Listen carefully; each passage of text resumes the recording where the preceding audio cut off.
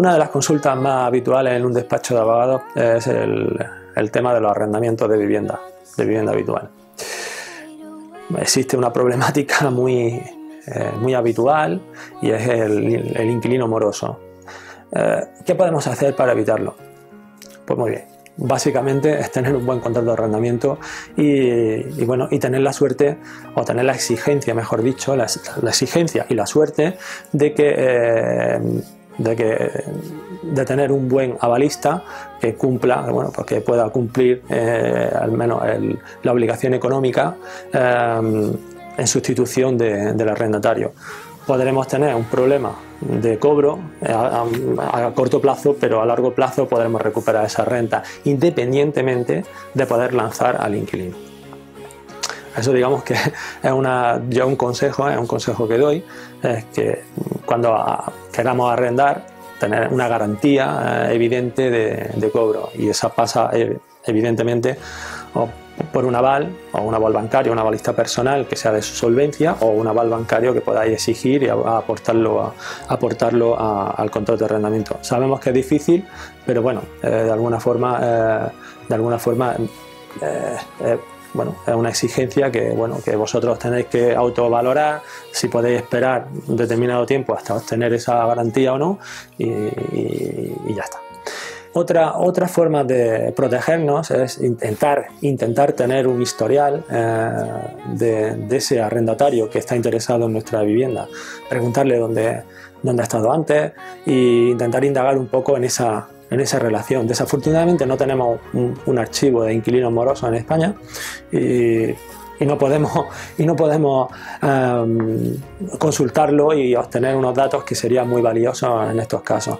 Y la mala suerte es que hay profesionales de la morosidad en los arrendamientos, y si tenemos la mala suerte de que nos toque, pues incluso pueden no solo dejarnos una deuda por el impago de la renta, sino la mayoría de las veces también dejan una cantidad de daños en los inmuebles que incrementan esa factura, ese lucro en nuestra propiedad. Las garantías que he comentado son interesantes o recomendables en los contratos de arrendamiento, y no son per se un elemento del contrato, sino es un elemento ajeno porque un avalista o el consultar el historial de una persona antes de firmar un contrato es un elemento ajeno al contrato, y el contrato en sí no nos va a proteger, pero sí que podemos determinar las obligaciones muy estrictas, y cuando se empieza a actualizar la renta, que no puede ser menos a partir del año de renta, etcétera, etcétera. ¿Quién paga los suministros? Si tienen la obligación de subrogarse en los contratos o las domiciliaciones de esos suministros de la vivienda, etcétera, etcétera.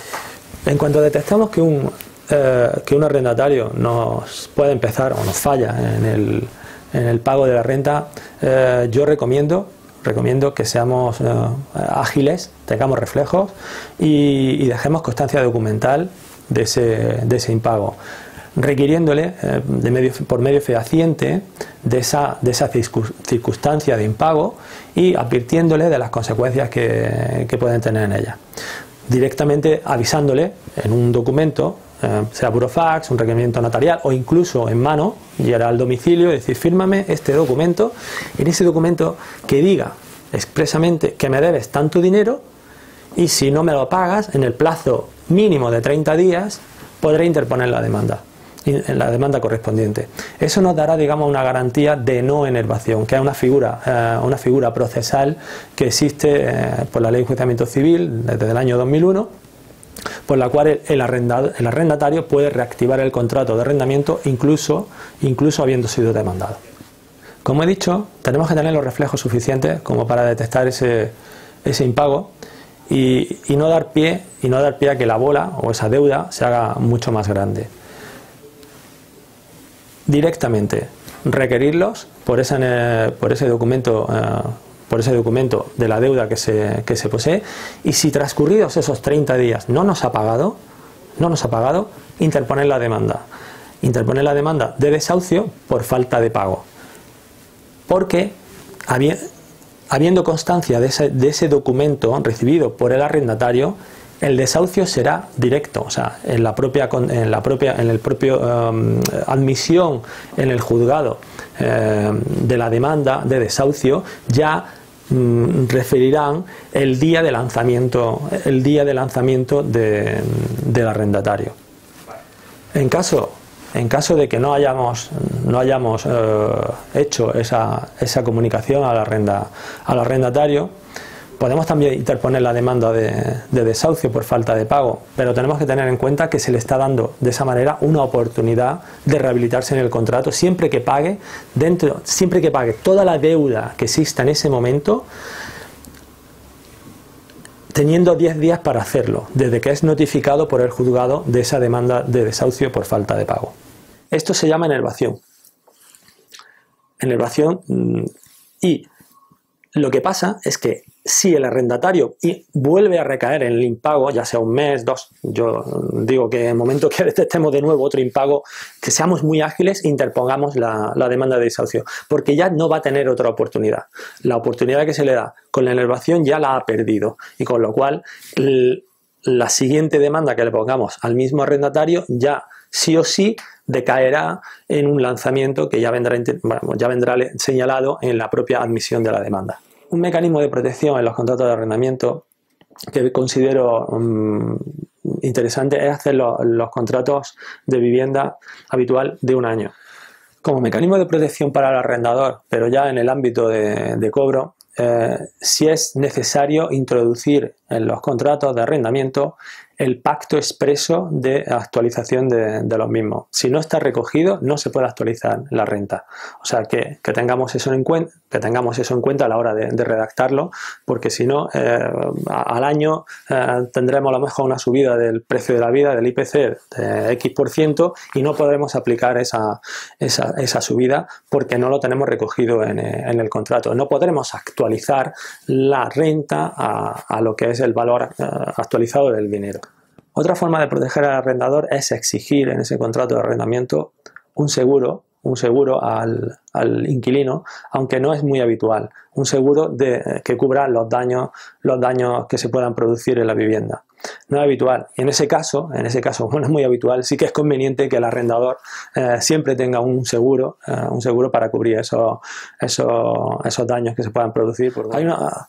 Hay un problema que se ha estado dando muchísimo, y es los daños en la vivienda arrendada una vez que se devuelven, sobre todo cuando ha habido desahucios por falta de pago o ha habido conflicto entre el arrendador y el arrendatario. En estos casos es muy conveniente tener un seguro de daños, por lo menos para que esa pérdida patrimonial que ha tenido el propietario pues se disminuya de la manera más ostensible posible. Obviamente hay unas consecuencias, y es que si ha habido unos daños que el arrendatario lo ha hecho, digamos, con intención, con dolo, pues bueno, pues tendrán su consideración en caso de ser denunciados por la vía penal, y tendrán también sus consecuencias económicas para esa persona que lo ha causado. En este despacho hemos llegado a muchísimos procedimientos en ese sentido, y hemos visto auténticas salvajadas en pisos arrendados, ¿no?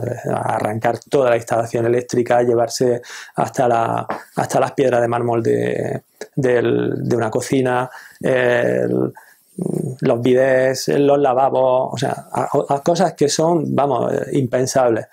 O sea, que es conveniente, digamos, protegerse, que el propietario se proteja mediante un buen seguro y tener suerte con el arrendatario. Cabe la posibilidad, antes de interponer la demanda, que el compañero, el abogado, que vaya a defender los derechos del arrendador, le diga al propietario: ¿Usted está dispuesto a condonar parte de la deuda o toda la deuda a cambio de que este inquilino abandone la vivienda antes? Puede que nos sorprendamos, pero es que es aconsejable muchas veces ponerle el caramelo a ese arrendatario para que abandone la propiedad que está ocupando ilegalmente, encima sin cobrarnos, de la forma más urgente posible. Y es recomendable, por lo que estoy diciendo, y al final saldrá beneficiado el propietario si se resuelve de esta manera. O sea, que que no digamos que no directamente, sino no lo pensemos, valoremos la situación y decir, bueno, soy capaz de sacrificar 1.000, 1.500 euros, pero a lo mejor no tengo a esta persona durante otros 2 meses más. Y... You were the shadow to my light. Did you feel us? Another star.